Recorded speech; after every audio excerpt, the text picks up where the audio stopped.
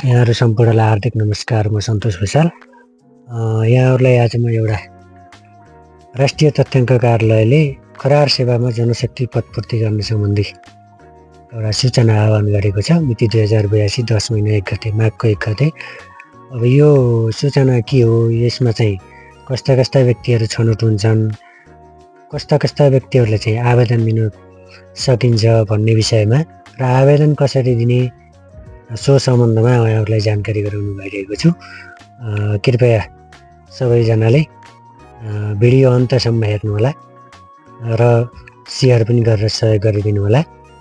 तपाईँलाई पनि काम लाग्न सक्छ र तपाईँको नातेदार, आफन्त, इष्टमित्र, साथीभाइ सबैलाई काम लाग्न सक्छ। यसको लागि म हार्दिक अनुरोध गर्दै यहाँहरूलाई यो करार सेवामा जनशक्ति लिने सम्बन्धी सूचनाको विषयमा जानकारी गराउन गइरहेको छु। यो राष्ट्रिय आर्थिक गणना 2082 मा चाहिँ स्थलगत तथ्याङ्क सङ्कलन तथा सुपरिवेक्षण गर्ने कार्य सञ्चालन गर्नका लागि तपसिल बमोजिमको पद र सङ्ख्यामा करार सेवा लिनुपर्ने भएकोले योग्यता पुगेका इच्छुक नेपाली नागरिकबाट सूचना आह्वान गरेको भनेर भनेको छ। यसमा चाहिँ 21 दिनभित्र चाहिँ अनलाइन माध्यमबाट दरखास्त पेश गर्ने भन्ने छ। यो दरखास्त चाहिँ अनलाइन माध्यमबाट पेश गर्न मिल्छ र 1 गते विज्ञापन खुलेको माघको 1 गते र माघको 21 गतेभित्र चाहिँ यो विज्ञापनको लागि चाहिँ यो जनशक्ति पदपूर्तिको लागि चाहिँ आवेदन दिन सकिन्छ। र यसमा चाहिँ मुख्यतया 2वटा पदमा चाहिँ विज्ञापन भएको छ। एउटा सुपरिवेक्षक र अर्को गणक। सुपरिवेक्षकको लागि चाहिँ 526 जनाको माग आवेदन भएको छ। त्यसै गरी गणकमा 3913 जनाको 3913 जनाको माग भएको छ। यसमा चाहिँ सेवा करारमा लिने कार्यालय चाहिँ सम्बन्धित जिल्ला आर्थिक गणना कार्यालय भनेको छ। प्रत्येक जिल्लामा चाहिँ एउटा आर्थिक गणना कार्यालय स्थापना हुन्छ। त्यो गणना कार्यालयले चाहिँ सेवा करारमा लिने गर्दछ। यसको करार अवधि चाहिँ तपाईँहरूले काम गर्नुपर्ने अवधि चाहिँ यसमा समावेश भइसकेपछि, पदपूर्ति भइसकेपछि चाहिँ 2.5 महिना भनेको छ। 2.5 महिना चाहिँ यसमा रहेर काम गर्नुहुनेछ। र यसको लागि चाहिँ न्यूनतम योग्यतामा सुपरिवेक्षक पदको लागि चाहिँ स्नातक त उत्तीर्ण हुनुपर्छ। स्नातक भनेको ब्याचलर पास हुनु पर्यो होइन। अनि त्यसपछि गणकको लागि चाहिँ 10+2 अथवा प्रमाणपत्र त वा 16 उत्तीर्ण भनेको छ गणक पदको लागि। अब सेवा सुविधाको विषयमा पनि यहाँ खुलाइसकेको छ, खुलाएको छ विज्ञापनमा। यसमा चाहिँ सुपरिवेक्षक पदको लागि चाहिँ रापनम प्रथम श्रेणीको सुरु तलब स्केल बराबर 34,730 1 महिनाको मासिक। रापनम प्रथम श्रेणी भनेको नायब सुब्बाको प्रथम श्रेणीको सुरु तलब स्केल बराबरको 34,730 मासिक तलब। अनि गणकको लागि चाहिँ रापनम द्वितीय श्रेणीको अर्थात् खरिदार सरहको तलब 32,902 रुपियाँ मासिक प्राप्त गर्ने भनेको छ। छनौट विधिमा चाहिँ सर्टलिस्ट र अन्तर्वार्ता हुने भनेको छ। पहिला चाहिँ तपाईँहरूले आवेदन गर्नुपर्ने हुन्छ। आवेदन भरिसकेपछि चाहिँ अब कार्यालयले तथ्याङ्क कार्यालयले आफ्नो प्रक्रियाअनुसार, आफ्नो मापदण्ड अनुसार चाहिँ सर्टलिस्टिङ गर्नेछ। सर्टलिस्टिङ भएका व्यक्तिहरूलाई मात्र फेरि अन्तर्वार्ता बोलाएर अन्तर्वार्ता गरी छनौट हुने यसको विधि रहेको छ। अब यसमा चाहिँ के भनेको छ त भन्दा, अब अनलाइन निवेदन साथ पेश गर्नुपर्ने कागजातहरू। अब अनलाइन आवेदन त भर्ने भनियो। अब यसमा चाहिँ के कागजातहरू चाहिन्छन्, के गर्ने त भन्ने विषयमा म भन्न गइरहेको छु। कृपया भिडियो अन्तिमसम्म हेर्नुहोला।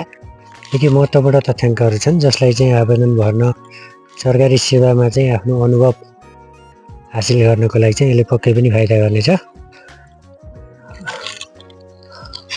अब यसमा चाहिँ निवेदकले आवेदन दिँदै गर्दा के कागजातहरू संलग्न गर्नुपर्छ भन्ने कुराहरू विषयमा म भन्दैछु।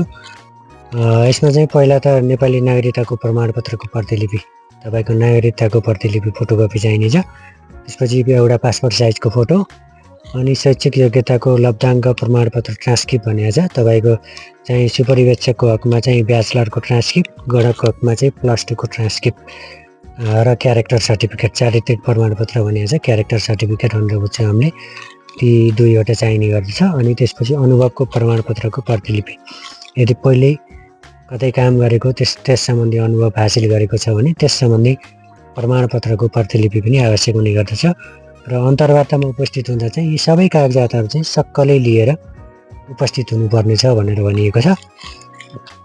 यस सम्बन्धमा चाहिँ अन्य जानकारी भनेर एउटा जानकारीहरू राखिएको छ। यसमा चाहिँ कार्यक्षेत्र सम्भव भएसम्म उम्मेदवारले रोजेको स्थानीयता भनेको छ। तपाईँहरूले चाहिँ जुन स्थानीयता रोज्नुभयो त्यही स्थानीयतामा चाहिँ सम्भव भएसम्म त्यही नै पठाउने, नभए अन्यत्र पठाउने भन्ने छ।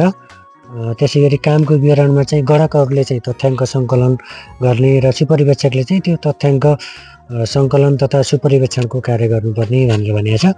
गणकहरूले नितान्त टोल टोलमा गाउँ गाउँमा घर घरमा गएर तथ्याङ्क सङ्कलन गर्ने हो र सुपरिवेक्षकले चाहिँ त्यो तथ्याङ्क सङ्कलन साथसाथै सुपरिवेक्षणको पनि काम गर्ने, तथ्याङ्कहरू मेनिपुलेसन गर्ने, होइन, मिलाउने, इन्ट्री गरेका तथ्याङ्कहरू ठिक छन् कि छैनन् हेर्ने देखि लिएर तथ्याङ्क सङ्कलनको काम पनि गर्नुहुनेछ। त्यस गरी अब यसको लागि अनलाइन आवेदन भर्दा उमेरको आवश्यकता, उमेर कति हो त, कति उमेर भएकोले दिन पाइन्छ भन्ने कुरा रहन्छ। त्यसमा चाहिँ दरखास्त दिने अन्तिम उमेर चाहिँ 18 वर्ष पुरा भएको हुनुपर्छ र 45 वर्ष नकटेको हुनुपर्छ। अनि अनलाइन आवेदन फारम भर्नको लागि चाहिँ राष्ट्रिय तथ्याङ्क कार्यालयको वेबसाइटमा यो सूचना छ। त्यसमा चाहिँ एउटा QR कोड पनि छ अनि त्यसैमा गएर चाहिँ तपाईँहरूले भर्न सक्नुहुनेछ। अब त्यसको लागि चाहिँ काम गर्नुपर्ने अवधि भनेको छ। काम गर्नुपर्ने अवधि चाहिँ 2082 को चैत्र 26 गतेपछि 83 को असार 8 गतेसम्म भनेको छ। मिति नै तोकेर दिएको छ यसमा, चैतको 26 गते। अब आउने चैतको 26 गतेदेखि 83 को असार 8 गतेसम्म चाहिँ काम गर्नुपर्ने अवधि तोकिएको छ। यसमा चाहिँ अन्य विषयहरू चाहिँ कार्यालयले तोके बमोजिम हुने भनेर भनिएको छ। यसको विस्तृत जानकारी, यो विज्ञापनको विषयमा विस्तृत जानकारीको लागि चाहिँ राष्ट्रिय तथ्याङ्क कार्यालयको वेबसाइटमा पनि गएर हेर्न सकिनेछ र त्यो वेबसाइटको विषयमा कहाँ गएर हेर्ने भन्ने विषयमा चाहिँ म तपाईँहरूलाई कमेन्टमा तल उपलब्ध गराइदिनेछु। राष्ट्रिय तथ्याङ्क कार्यालयको वेबसाइट मैले उपलब्ध गराइदिनेछु, वेबसाइटको एड्रेस मैले उपलब्ध गराइदिनेछु र यस सम्बन्धमा चाहिँ थप जानकारी आवश्यक भएमा राष्ट्रिय तथ्याङ्क कार्यालयको आर्थिक गणना शाखाको फोन नम्बर पनि त्यहाँ उपलब्ध गराएको छ विज्ञापनमा, त्यसमा पनि फोन गरेर बुझ्न सकिनेछ। साथीहरू, यो विज्ञापनको विषयमा चाहिँ लगभग मैले सबै कुराहरू तपाईँहरूलाई जानकारी गराएँ। एकपटक विज्ञापन हेर्नुहोला। विज्ञापन हेरिसकेपछि तपाईँहरूलाई यहाँबाट धेरै कुराहरू पनि थाहा भइहाल्छ, आइडिया भइहाल्छ। अहिले सामान्य रूपमा यो सूचना प्रविधिको जमानामा मोबाइलहरू चलाउने सबै नै हुनुहुन्छ।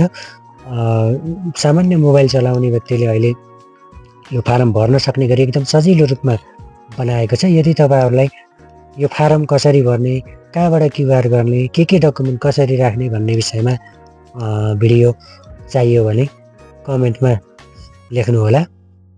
भिडियो मैले उपलब्ध गराउँछु। हस्, धन्यवाद।